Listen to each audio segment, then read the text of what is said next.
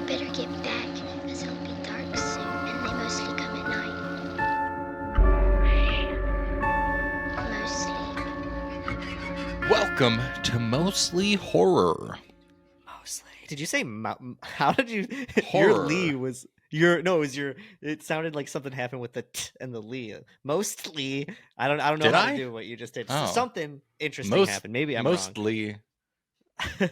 Am I saying it weird? Harar. Anyways, No, I don't think you usually do. I just think something might have. I don't know, dude. Great. Welcome to Mostly Horror. I'm Steve. That's Sean. What's up, guys? Another episode this week. This time joined by writer-director Gabriel Abrantes, the writer-director of new horror film Amelia's Children, which is out now on VOD, possibly in theaters by you if you want to take a look on the old Fandango machine, see if it's anywhere near you. So we have a fun conversation about that very interesting and exciting horror film that just came out. Before that, as always, let's jump into some things you probably already know. I'm sure you already knew that. You only tell me stuff I already know. You already know what I'm going to tell you. The first of which is we finally got a date. Set a date. We got a date for the third film in Ty West's X series. Yeah. We've talked about Maxine a number of times on this. It is the third film in the trilogy, and it is coming out July 5th through A24. We know that this is supposed to be, I think, from Mia Goth specifically. She says it's the best script of the three by far. It's going to be the best movie. It's got the highest stakes. Obviously, this is taking Maxine's character from the film X and jumping forward some years, now in the 1980s. So really interesting. And again, this film has Halsey, Elizabeth Debicki, Bobby Cannavale, Lily Collins, Giancarlo Esposito, Kevin Bacon. Got a lot of peeps in this film. And I didn't realize that Halsey was in it. Yeah, Halsey. She's in somehow. the promo photo. She's in the main photo for it. So, Well, shit. yeah. But yeah, it's coming quicker than I thought, at least. Did we ever talk about the kick? I don't know that we ever talked about the kick. You heard about the kick. Right? No, I don't think we talked about the kick.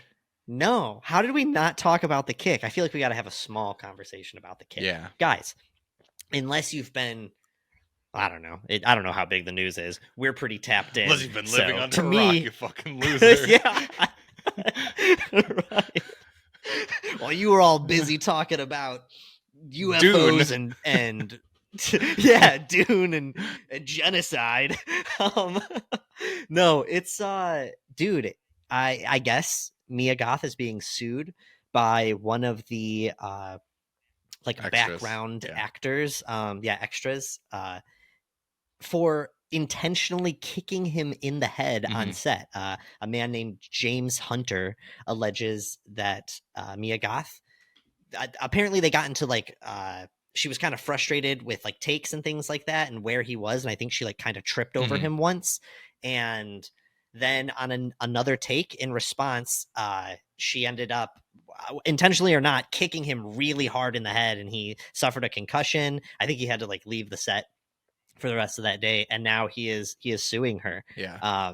Which is just interesting. They said he complained about it when she tripped on or was really close to him, and then on the next take she supposedly stepped on him. Right. Yes, and then allegedly followed him into the bathroom and was calling him not these aren't her words, but they might as well have been crybaby little bitch. And I imagine that being insulted, chased into a bathroom and insulted by Mia Goth, she's got a crazy voice. Yeah. You know, yeah. I think about her taunting I don't remember the character's name, but in Infinity Pool, when they're driving behind him down the road, I just imagine her doing that. She's just screaming it over and over. James. Yeah, James. And dude, and this guy's name is James Hunter. So she.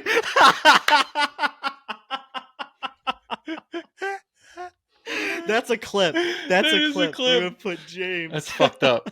It's fine. But yeah. Allegedly, she did this. Yes. I don't know. I don't think anything's come of it. I at least haven't heard anything. And this was a little while back too. Like this was January, I guess, mid-January. The initial news for it, I believe, broke in January, but there were updates as late as last March, and he's fully. I think January was when he was just like telling online about it, but I think there is going to be a lawsuit. So I don't know. We'll keep up on that. Obviously, if Mia did this, that's not cool. Yeah. That's unacceptable. You know, I'm definitely a person that's like, no matter what's going on, I like to like hear a full side of stuff about what happened, you know. But if she kicked this dude in the head intentionally, not cool. Yeah. Pretty fit. Maybe that's method acting. I was just gonna say she was definitely in character, regardless of what happened. That's so funny that his name is James. Yeah. Right. James. Next thing that you probably already know, I thought that this was really interesting. We talked about the film Sting that's coming out soon, and there's another spider movie coming out.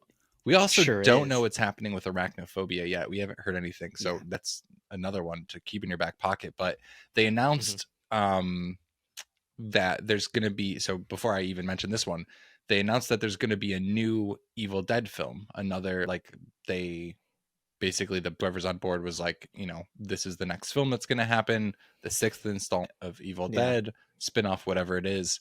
And they were like, we're going to have this director, French filmmaker, Sébastien Venichek. I think he's French. I don't know. I didn't say that in a French way. Okay. And when I saw that headline, I was like, all right, that's cool.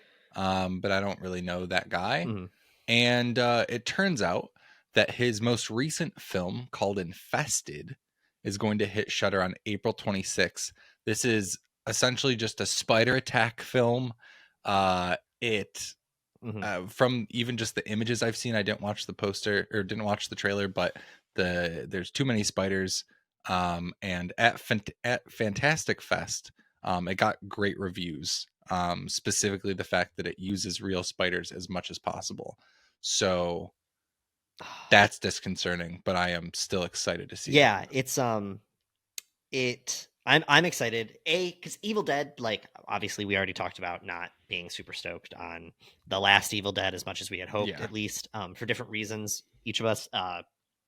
But I'm very pro them continuing to make Evil Dead movies. I think this is the first time I've seen, and I don't know, maybe I just wasn't tapped in before, that I've seen them specifically saying spin-off for this one.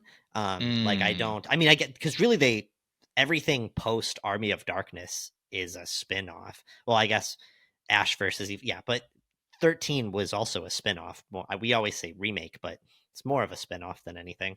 It's a whole other cast of characters. I don't know. But yeah, dude, I watched the trailer for Sebastian's Infested film, which I guess was also called like Vermin or something over there. Vermin. That's just what it's called in French. Yeah. Got you. Okay. Like raw is called grave. Grave. Oh, that makes sense. Yes. However you would say it in French.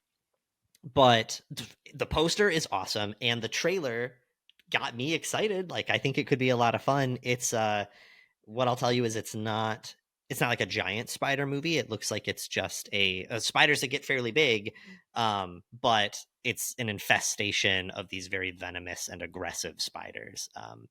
And it looks cool to me, dude. Like, I'm excited, and I don't know. I got to see it, and then if it really fucks me up, it might give me hope for Evil Dead. We'll see. I don't like spiders, no matter how big they are. And I think bigger spiders makes them seem less real to me, which is better. And so smaller spiders is worse. Yeah. And therefore, I don't know how I feel about this. Sure. But that's okay. That's horror. That's horror. Yeah. That's true. That's all I had. Was there anything else that you had that they already know? I got just a couple quick ones. Did you see that they are doing, I don't think you're going to care that much, but that they are doing a 6th installment of Final Destination? I think we might have talked about it before, but we've gotten a little bit of an update on it, and I'm curious enough. Did you hear anything about that? I saw that Phil from Fango was saying, why is every sequel called Bloodlines now? Yeah. Which I agree I think it's goofy. That's like a weird subtitle for a film when it Yeah. doesn't need to be like, even if it's about bloodlines, it doesn't have to be about bloodlines. You literally just had the Pet Cemetery that was bloodlines. Yes. Really quick, I'm going to refer to that little bit specifically in this Fango article written by Ryan Scott. So producer Craig Perry was talking about it, and just saying that, like, we finally, the little bit of information is that yes, it's going to be called Final Destination Bloodlines. He was saying, they're going to be messing with the formula a bit. Every installment, I guess, messes with the formula a little bit. I think it's an interesting enough concept. I think this is a concept where, like, it's, of all the things that you're going to franchise, Final Destination is one that you can keep going if you want and trying all sorts of different stuff. Some of them are going to be great, some of them are not. But he said, in reference to the Bloodlines thing specifically, Perry said, quote, I know, Pet Cemetery Bloodlines. But this is the title we've had for 3 years and we're keeping it for now. So yeah, apparently it's integral to the story in some way. There's going to be some whatever. I don't know, man. Your shit's not integral to anybody. Specifically about blood and bloodlines. And yeah, and like, well, turns out I'm Devin Sawa's 13th nephew, twice removed, but still blood. I don't know. I was gonna say, you that's heard me. not blood. Yeah, we like climbed out of the family tree by that point. Yeah, but I wouldn't say I'm excited, but I'll watch it. Same. So. That's where I'm at. It could be fun. Yeah. That's where I'm at, and it'd be cool if, like, holy shit, the 6th Final Destination is the best one. We'll see. Rare when that happens. When the 6th movie in the franchise is the best one. Dude, you never know. Anything's possible, man. The last thing, and it's kind of big. Did you hear that Twilight is returning as an animated series?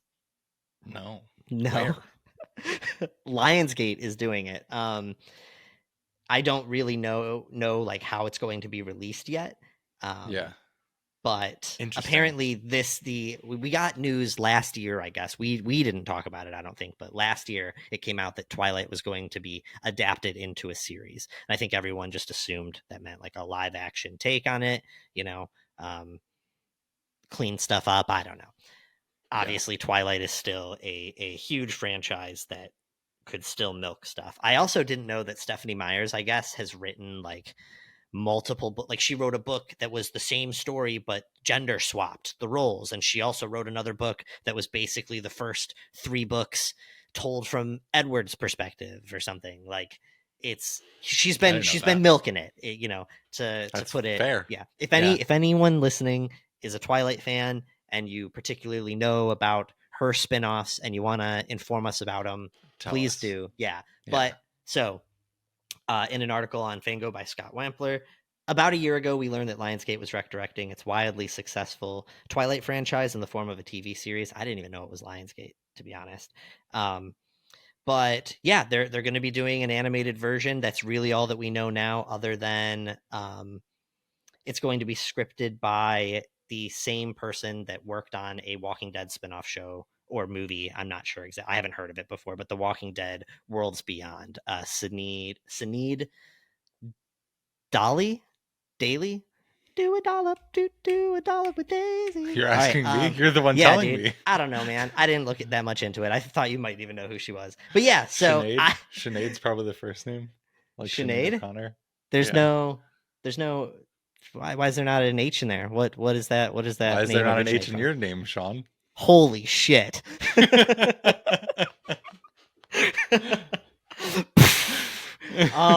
yeah, dude, I thought that the decision to do animated is like the most interesting thing that I could have thought. Like, what does that even look like? What does that mean? I can't imagine a world where that's even decent. You could have Kristen and Robert reprise their role, and Taylor Lautner reprise their roles, and do it with animation, and then you can keep them looking the same, as opposed to now where they are very much older. I guess that's fair. Do you think that they'd work together? She kind of like cheated on him with a director. I don't know. And he hates fucking Twilight. There's no way that he is returning. Is that a little Yeah, apple juice? Yeah, Did dude, you bring little some there? Martinelli boy. Look at you. Look at you. Yeah, they've been doing bigger and better movies since then. So Sure. I feel like they probably would pass. Yeah, I I don't know. imagine. Twilight's made a lot of money, so they could make more money. Yeah, I don't know. I imagine I I have no clue what this is going to look like, man, but I'm very, very interested to see A, what the designs are, and then B, how Twilight fans responded to it. I made a TikTok about it today because I was just so curious. I was like, I gotta know. Need a Twilight What? anime. That's what they got. Honestly, dude, whatever. Do it. Twanime. But yeah, that's really all that I got today. Oh, speaking of, do you see they renewed Avatar for 2 more seasons? No, but I believe it. Yeah. All right. So Did you I finish? think that they'll finish the books. No, I have 1 episode left. Oh. All right. Well. Also, actually, I'll hold this till the end of the Rex. All right. On that note, it's a great time to get you guys over to our conversation with Gabriel Abrantes, the writer-director of Amelia's Children. Sean, any final thoughts before we get over to the conversation? Guys, this movie is a hoot, and that's what I'm going to tell you. It is a ton of fun. It's very interesting. It's very different, and I'm beyond curious what everyone thinks about it. I think that if you watch it, you should watch it before you listen to this interview. Write us, let us know what you think, because I'm still processing this movie. It's There's a lot to it. Yeah, it's definitely fun, but it messes with tone in so many different ways. And Gabriel is clearly quite a creative. He does so many different things. Yeah. It was beyond interesting to talk with him. It's a bummer we only had him for so long, because I would love to explore so many of the other things that he does. But definitely an interesting conversation, and I think you guys are going to dig it. On that note, we'll get you guys over to our conversation with Gabriel Abrantes, and stick around for our mostly horror Rex of the week.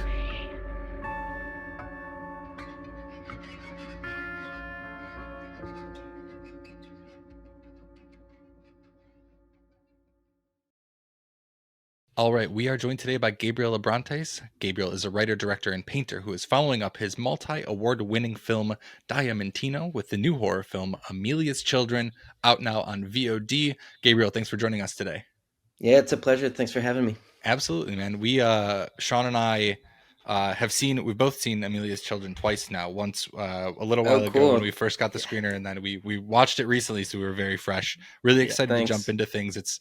We've had a lot of great, indie horror films this year. A lot of them tackling very different things. So excited to jump into what this movie specifically tackles. Before we do that, we ask all of our guests a question just to get to know them, kind of break the ice. And that's just about your intro to horror. We'd love to know everyone has that story where a sibling showed them something they maybe shouldn't have been watching, or you walked out into the living room and were peeking behind the couch to see something on TV. Do you have a memory about that, like your first horror experience? Yeah, there are a few. I forget. I think the first thing that I probably saw was Gremlins. And my brother was watching it. I think my parents didn't understand that it could be scary for little kids, so they were like, all right, watch it with your older brother. And it was just nightmares forever. And my brother would take a perverse pleasure at this. And then the one that I've actually written a little story about was the first time. I don't know if it's the first time I went to the movies. It probably wasn't, but I remember going with my grandma. We went to see RoboCop, and I was quite young. Yeah. And when that guy splatters all over the windshield, I just totally wet myself. We had to leave. But it stuck with me. Oh, that is so fair. Yeah. Yeah. Gremlins? RoboCop. I was going to say either or. Yeah. RoboCop is definitely pretty intense and has some concepts in there not for kids. And Gremlins, it's PG. It's supposed to be fine. Nuts. The poster alone used to freak me out when I was a kid, and it's my cousin's favorite movie, so I saw it around all the time, but couldn't commit to it. It'll do it to you. We talked a couple minutes ago about different ideas and stuff in this movie, and this idea just seems jumping into Amelia's Children. Yeah, it seems so filled with so many different ideas. One of them hits me pretty intensely. You have these sort of ancestry services and sites and stuff. I actually met my father, my biological father, for the first time in 2009. Yeah, 2019 that way. So I found this story extra interesting. But going through, some of the interviews that you've been, talking on about this movie, you've credited the idea to so many different things about how our generation is kind of looking for meaning and purpose in services like that. You've talked about Chronos and selfish older generations, and I'm just curious if you could elaborate on some of those ideas and where Amelia's Children came from for you. Yeah. I don't know. And I've been discovering this as I talk about it, because like I'm always interested in technology. When like Ancestry and 23andMe and all that stuff like came out, I was pretty curious. I also have like people I know who like have found out that they're actually not related to their parents through it, which is like quite wild. Yeah. And I was listening to some podcast or something where they're like, what's it called? I think it was on True and On, but that like paternity lawsuits have skyrocketed since. That makes sense. Yeah, Wow. which makes total sense. It's like, sort of Pandora's box. But for me, yeah, I think, I don't know, as I reflected more and more, like, I definitely intended it on being sort of this original sin of the character, like, careful what you wish for. And I think so many times, like, I went to visit, like, the Whitney Biennial a few times back, a few years ago. And it was like, it was a Whitney Biennial that had quite a few protests relating to identity and who gets to say what. And every single artist was presented first and foremost by race, ethnicity, gender, and sexual preference. And it was so wild that, and I don't know how right I am when I say that, like, it's symptomatic of our culture where we're all so lonely and so anxious and so online, so hyper connected, yet like all of us in our rooms, like furiously swiping or whatever, that like, okay, if I can just find out where I'm from or relate to this identity, I'll feel more confident and comfortable and like know sort of what life means.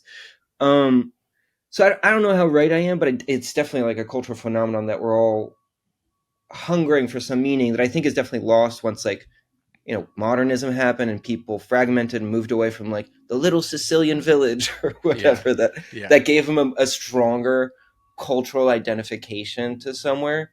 I had a little bit of this, I'm a child of globalization. Like my parents came from Portugal, went to Belgium, then moved to the States. I grew up here, but was always like the Portuguese kid. Then I go back to the Portugal, like when I'm 21. And I'm the American guy, who shows up like on the Portuguese scene or something. Like I actually had a really weird interaction the other day with a guy that I like started following on Instagram. I really liked his paintings and I liked a bunch of them. And then he's younger and he gave me the weird response. He like DM me and he's like, I just saw this interview that you did. And it was like an interview for one of my like painting shows.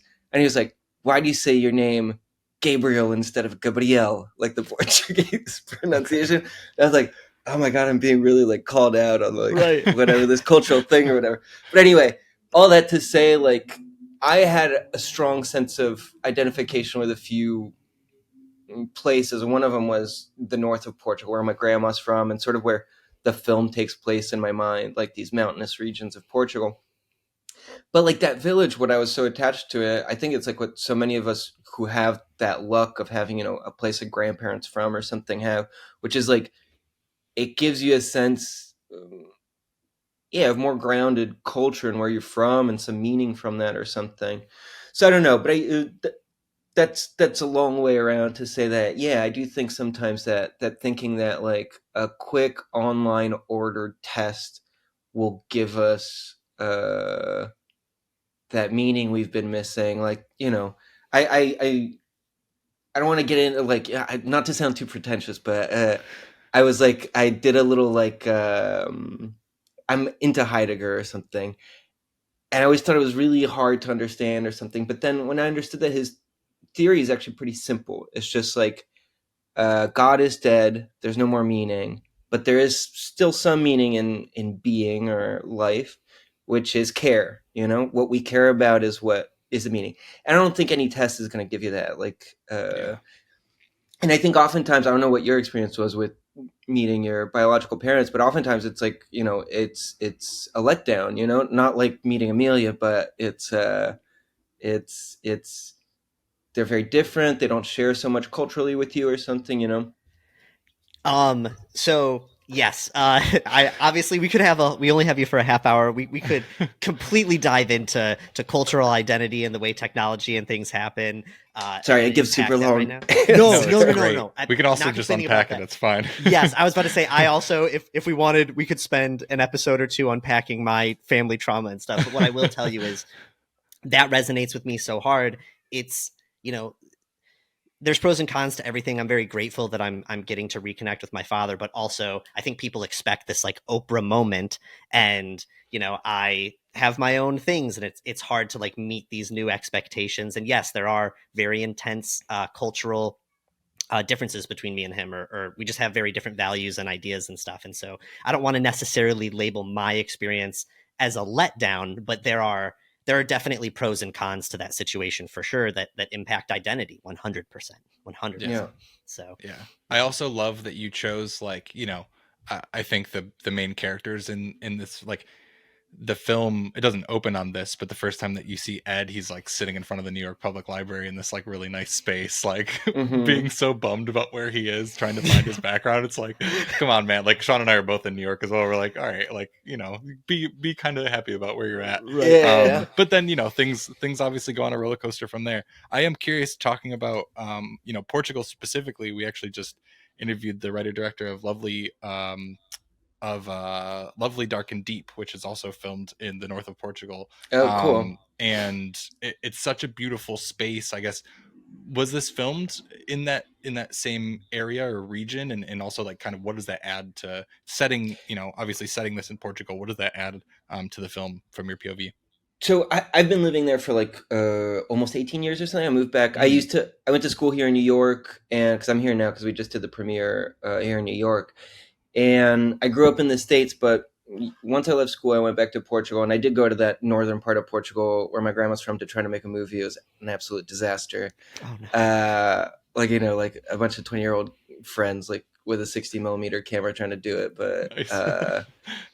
but it was fun. It was a good learning experience. But so it had, I've just been living there and working there, and also like getting the money to make my films from Portugal a lot of the time. Like this film is fully financed from Portugal. So that's part of it. And then for me, it has all these, emotional and personal sort of meanings. I didn't actually film in that northern part because I wanted to follow the sort of like Blumhouse like rules of like how to make a low budget film that like will cut you some slack in terms of not being too complicated. Yeah. And it's like, be in one house, no extras, don't shoot far away from like where people live. Like his rules, like don't, fall into the trap of like a tax rebate situation where you'd like go film in Georgia or something. Like most of the films are in LA area, so you have like easy access to actors and stuff. And I thought, all right, let's try to do that, but like Portuguese version or Lisbon version. So we ended up actually shooting close to Portugal. Close to Lisbon in Sintra. So it's not in the north of Portugal, but it's in an equally beautiful and very, wild kind of place. Like Sintra, It's like 30 minutes from Lisbon. There's a bunch of castles and like mystical forests, and it's really great. Yeah, the drone shot, even just going into like the main, mansion, was beautiful. And again, I'm just like the space is gorgeous and kind of is a character itself. Yeah, absolutely. You obviously have, this connection. You've been there for some time, now as an adult.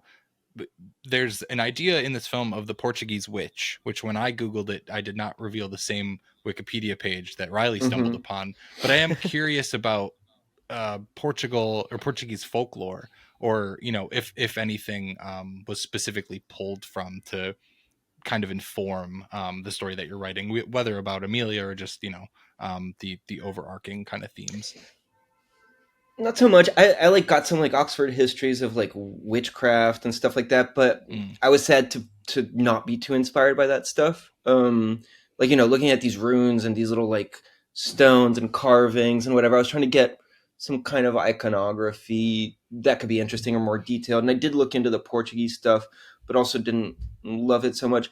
And then there was an interesting thing, like the north of Portugal, actually a lot of its folk witchy kind of heritage is Celtic, because I guess there was like Celtic immigration back whenever. And in that village from my grandma's house, we have quite a few crosses with Celtic carvings on them and stuff, which I found quite interesting. But what's sort of annoying about that, like at a certain point I was trying to figure out what the music should be, and I wanted to do like a sort of like Halloween Carpenter theme, but I was like, oh, let's use like instruments that can be more local or something. And I was like, oh, well, what about like the bagpipes of north of Portugal? And then it just sounds like, Irish witchcraft lore or something. And I'm like, well, this is bad. So anyway, that with like the difficulty of finding some of these kind of iconography from Portugal and stuff, and even the Portuguese witch, we just made it up, like, or I'm sure there is one, but like I just got there to try to create a myth for Amelia, Yeah. But yeah, so it ended up coming mostly from my head, not so Portuguese. I also tried stuff with like Portuguese guitar and stuff for the music, but I was always, and it might have something to do with the culture. Like the culture is maybe more melancholic and less like creepy or something. So like Portuguese guitar is like, more romantic and melodramatic than it is spooky or something. Different than the bagpipe drone. Yeah. It's a good mix. No, that's totally fair. Yeah, all the witch stuff was super interesting to me. I think I've had witches and just like fae on the mind a lot lately. And a very common theme is this idea of eternal life and stuff like that. So I'm just curious, if you weren't finding a lot of your inspiration with, Portuguese witch and things like that, how exactly did you end up building up Amelia, especially with your two different actresses? You do a lot of interesting thing with your characters and balancing characters between actors and stuff in this movie. So could you elaborate a little bit on that? Yeah, so I mentioned this a little bit before, like in other interviews I've done, but I think it's weird enough that merits maybe re-mentioning, which is like the way I actually came up with this story. I really struggle with writing, as like so many people do.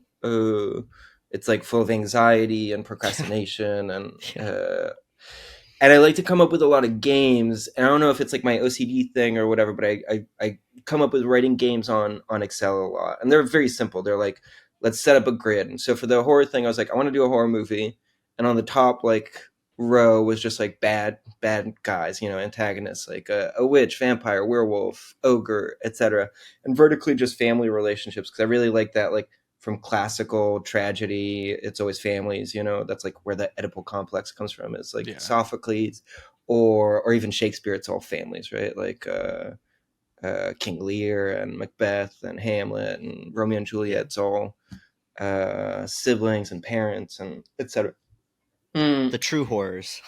Yeah, for sure. and so I was like, okay, let's like come up with this list of like family relationships and then this list of like bad guys, and then I'll try to fill them in. So like ogre and grandpa, what comes up in my head, if you find out your grandpa's an ogre or something. And when I got to witch and mother son, I was like, oh, that's cool. Yeah, if you find out your mom's a witch, that's nice, especially if you didn't know or something. I mean, it was still abstract, but quite quickly I was like, if your mother's a witch, there should be some sexual thing. All right, and that really sparked the idea. And I don't want to spoil it too much, but all of a sudden, like, I had the spark of the idea, and that grew from there. And then I really like the part when I'm writing screenplays of like researching, reading, trying to like watch films to inspire more ideas. And I started like going back to older horror stuff. Like I reread Dracula and Frankenstein, and then I don't know why Oedipus Rex like came into my head, but all those three like sort of came crashing together, and all of a sudden I had this myth that became original in my head for a witch. But still, I was sharing with Daniel, who did Diamantino with me, and he was like, the old hag's sort of annoying, like, because it wasn't Amelia as she is now. I guess this old, wrinkled old lady. And I came up with this idea of the plastic surgery as a witch, and I thought that fits so well thematically with what she wants and the search for eternal youth. And then I just really, that clicked for me. It's one of those moments that like the story clicks. Yeah. Right. Everything just fell into place. That desperate clinging to something that naturally, decays. Yeah, 100%. Yeah. It's also just so Sean and I were talking, and like the term uncanny comes up because it's so like there's obviously a real person there, but it doesn't look like a real person, but it's still talking and acting like a real person. But it also looks like the people who have plastic surgery. Like Yeah, it's it's one of the very- kinds of very like real. prosthetics effects that function really well. Yes. Yeah. Yeah, exactly. You don't have to like stretch too far. I do want to say I don't want to skim past it. I do think you have something with Ogre Grandpa. I would Nice. definitely bookmark Awesome. that. I know that they're trying to do a new Shrek, so I think, eventually come back to Great. that. But no, that I love that idea. Yeah, I think it's some of the not to spoil too much, but some of the most unnerving parts of this film are Amelia and the older version of Amelia and how she even talks and responds to certain things. So I love Annabella Moreira, I believe is her last. Like Yeah. she was fantastic in that role, and I'm sure it's not easy to put on pounds of makeup. She's really and, great. Yeah. She would take hours to put on makeup, but she was so happy. She was like, I've never felt so comfortable in a role. And I think it's like the thing of the mask. Like if you put a mask on, you're going to be a lot less self-conscious as an actor, because actors, no matter how long they've been working or whatever, they invariably are worried about how they look, how they're performing. Like they don't mind some of them looking shitty or disgruntled or crazy, so long as it's good. There's so much insecurity. Now I know what it is about the mask. She just felt confident, or at least that's what she said, and that was awesome. It was cool. And then she's great. She's used to working with this Portuguese director Canijo, who like goes through many phases of screenplay reading with the cast, so they can rewrite it to make it sound more natural. Mhm. And so she comes from that practice. Like she's done like 10 films with him or something. And so she was rewriting some of the lines, or she really likes doing research on the character and at least having that baggage that she can bring with her to set. And like, one of my favorite scenes is the one where she meets Riley and they're talking about like time and Boise, Idaho, and potatoes. Yes, potatoes. And it's like a really funny scene, but really creepy. And the potatoes were not in the film, in the script. The only line was like, you're from Boise, the land of potatoes, which is like a little joke about my friend who's from Boise. I like put it in there as an Easter egg for him. And she came to set and she's like, you're from the land of potatoes. I can't eat potatoes. And I was like, oh, this is great. And then, Bridget was a little caught off guard, but then they like responded in kind, like immediately. And it worked out. It was just a beautiful moment where just that little addition made it so much more funny, but it relates to the character because like it is about watching your weight and being, worried about how you look and your youth. Yeah. So I thought, Annabella's great because of that. No, it's so good. Wow. And her line readings are just like the way that she says, I can't eat potatoes and also time is a whore the exact same way is just like perfect line delivery in my opinion. So I mean, not only, Annabella's obviously pulling kind of not double duty, but herself underneath a pound of makeup. Then you have Carlotto, who's pulling triple duty essentially in this film. It's something that it caught me off guard, obviously, as soon as you get to Portugal and you see what's going to be happening in this film. I think that, technically it's done so well. What are kind of the pros and cons having a person play his own twin like that? Obviously, like you have the Parent Trap issues, but like what else is happening? Anybody who's like listening to this and, has a relatively modest budget film, don't do the green screen twin stuff. Like I tried to follow the Blumhouse stuff because I was like, I've produced a bunch of my shorts and I know how hard it is and like how carried away, it is to get carried away with like something you're seduced by. So I'm like, it's going to be a little harder, but let's push and let's try to get it. And this one I thought was a great idea because it fits thematically with like the DNA and the story that these people, these guys would be twins, that they'd look the same and be exactly the same. So I was seduced into the idea, but production wise, it was really not a good idea. It takes twice as long. If your actor, as Carlotto tends to be, a little rambunctious and can get distracted and take time to like, when you go into the costuming and like change your costume, will take a little longer. It really, that adds up once you're like, doing your fifth setup for the second brother in one day. You're just like, oh man, I could have shot twice as much if I didn't have to shoot these brothers twice. Right.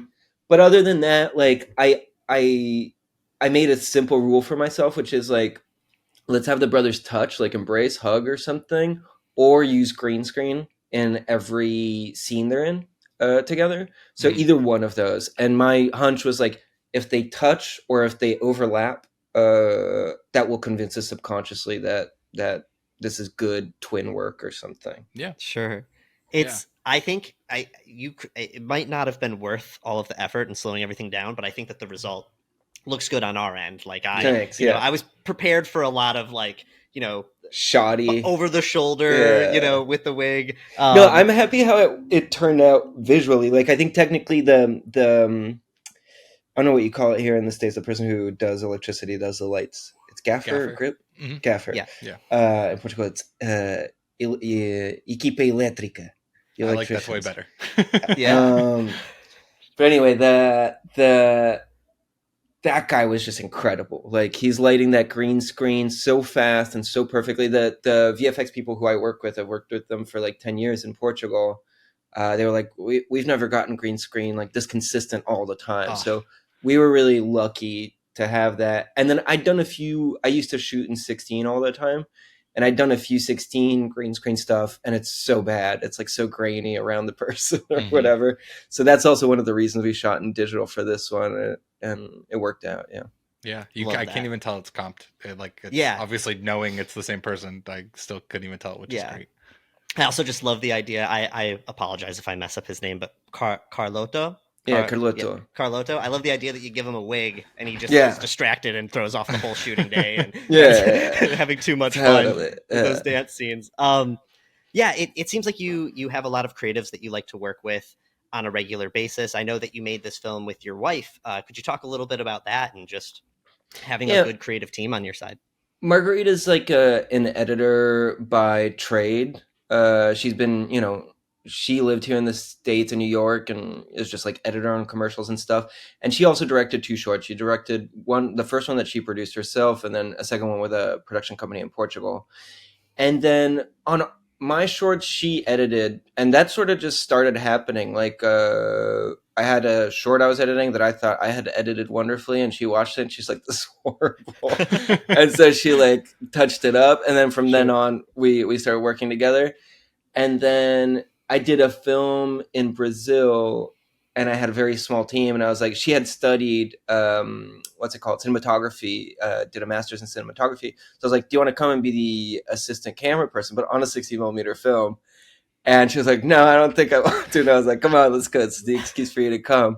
So she did that. We hadn't ever really produced together. And then this film I knew I wanted to produce almost in like an isolationist manner. Like I've done co-productions with like France and Brazil, or produced with other producers in Portugal. And this one I was like, no, I want to do it myself. And the only other person I'd be willing to do it would be Margarita. So I managed to convince her once more to like join me on this. And she was just incredible. Like she's much more obsessive than me. Like I'm the optimist sort of like, we can do everything.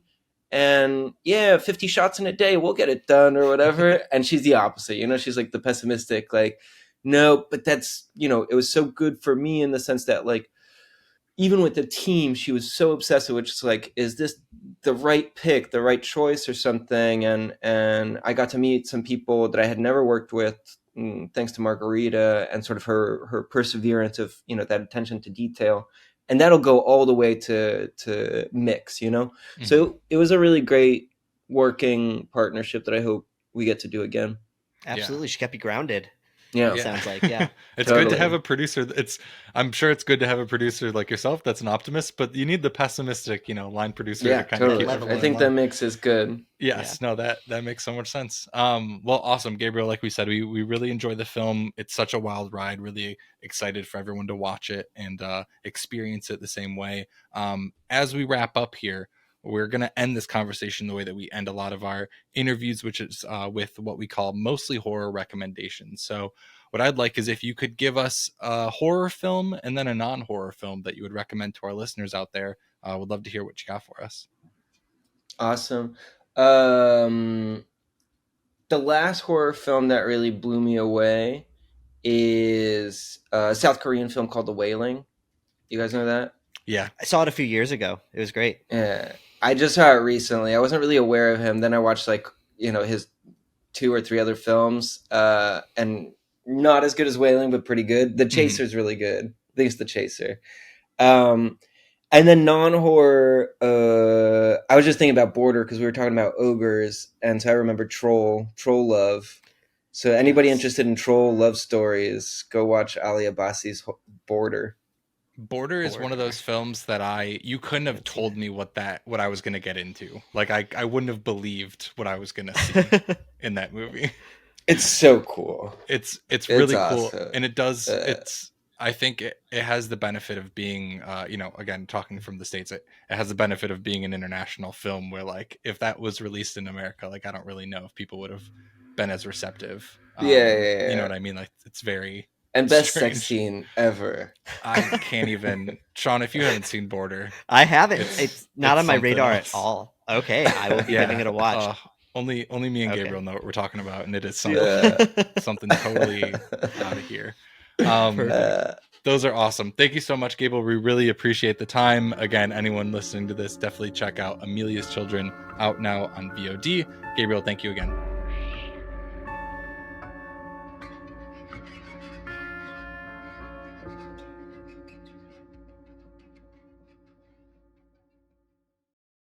All right. Thank you guys so much for listening to our conversation with Gabriel Abrantes, writer-director of Amelia's Children. And thank you again to Gabriel for hopping on the show with us. It's now time for our Mostly Horror Recs of the Week. I do have to say one thing that was a rec not too long ago.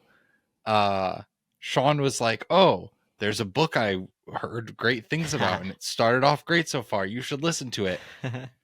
Sean's got me listening to smut. I didn't know. I have an hour and a half left of this book, and I need to finish it now. So I've already spent so much time. I've spent 7 hours listening to this book. Yeah. And some of the hours were descriptions of sexual activity that I did not know I was going to listen to. Yeah. And have never listened to anything like that before in my whole life.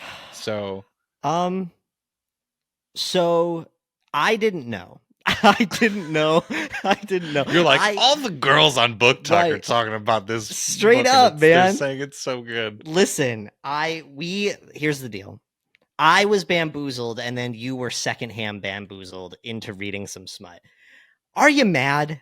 Are you? I don't know. I've had an interesting I'm enjoying time. the story. Yeah, I'm enjoying the story. I'm curious to see where it goes in the next. Crazy shit's happened in the past couple, 10, 15 minutes or so of reading. How did you finish it? No, I'm almost done. Okay. I'll probably So finish tonight. Okay, so you're probably a little further ahead of me. Yeah. But she's just gone back to her place of work. Post. Yes. Oh. And has already left that place of work with people with her, and things have happened after in the car. Yeah.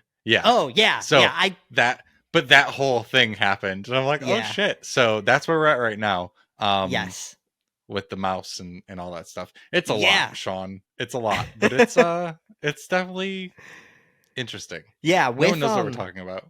I was gonna say, we're trying to keep everything under wraps. What I will say, just to actually clarify for people, there is smut in this. There's some romance as well, but you just trigger warning to people that all bets are off with this book. If you have anything that deeply upsets you, There's a lot then of just upsetting shit. Yes, proceed with caution.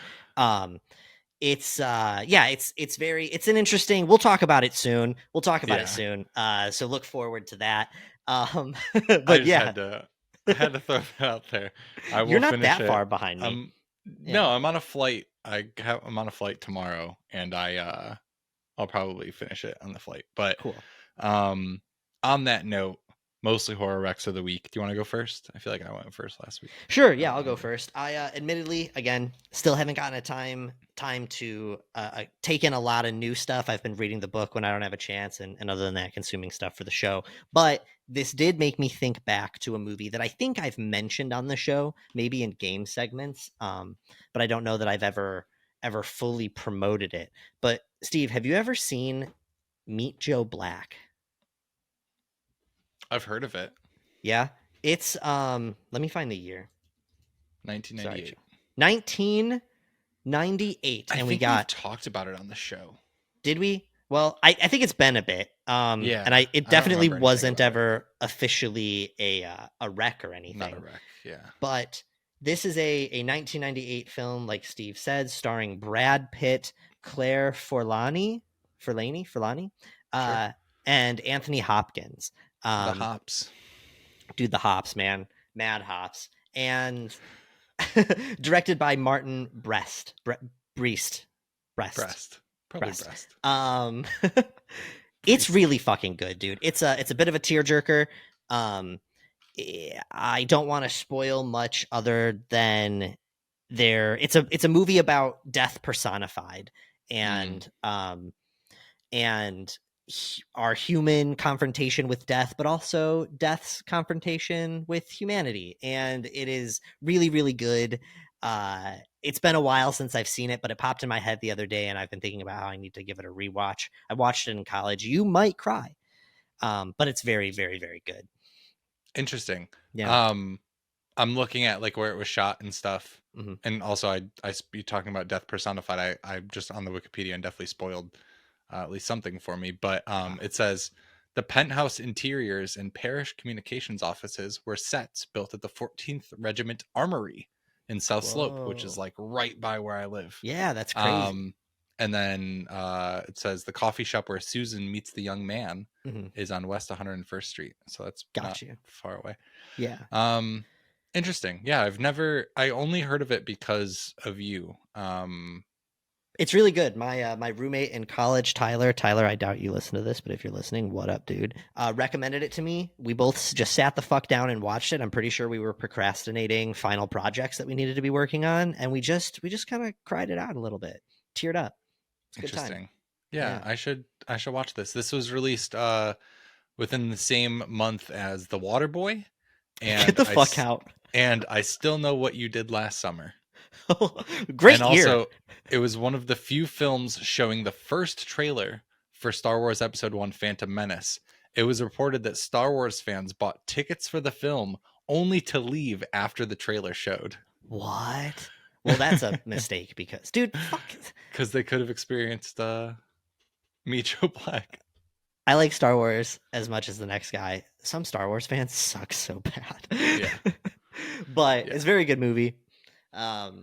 Interesting. If you watch it soon, let me know. And right. I don't know. We'll get Brad Pitt and Anthony Hopkins on. Easy. Yes. We'll 2 easy gets. Yep. Yeah. All right. I have 2 recs. My first rec is going to be, we said we were going to talk about this, and I don't think I ever told you that I finished it, but I would like to officially recommend The Holdovers. I think, did you recommend it on an episode? I can't remember. I definitely talked about it. Yeah, I don't probably think you wrecked it. Maybe you did. Maybe I didn't.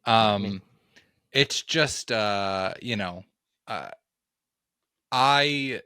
didn't think I was gonna like it that much. Even the trailer, I was really surprised when a lot of people were saying how good it was, because the trailer just like didn't do anything for me. Sure. But where the film goes, especially like after the halfway point, is just like really endearing, really sweet.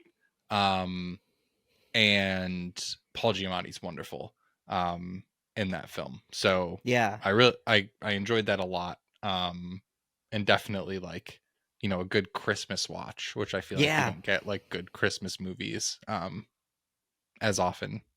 Yeah, really quick. So I don't think I do this much on here, but recommended way of watching for The Holdovers. If you're looking for like a real attention getting like exciting movie night, this isn't it.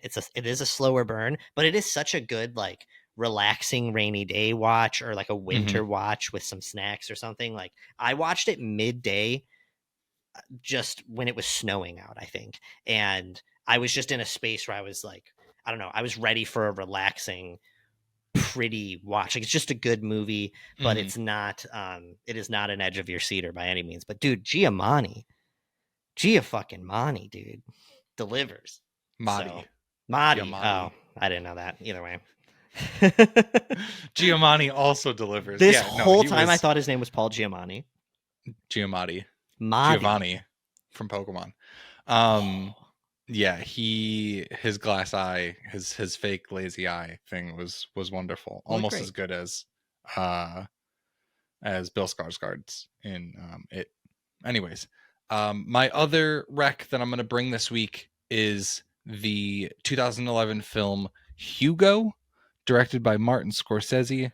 If you haven't seen Hugo, you got to watch Hugo. It was a film that Martin made for his kids based on the 2007 book, The Invention of Hugo Cabret. It is whimsical. Mhm. It's beautiful. It was nominated for a bunch of Academy Awards, including Best Picture, I believe. It is like really well acted. It has Asa Butterfield and Chloe Grace Moretz are the leads, but it also has Jude Law, Ben Kingsley, Sacha Baron Cohen in it. It references back to the reason that I recommended it is because we went to I think I mentioned this before, but in France, we went to the Cinema Museum, and there's a lot of like Georges Méliès stuff. So it references a trip to the moon. And also the train station that this is supposedly set in is supposed to be the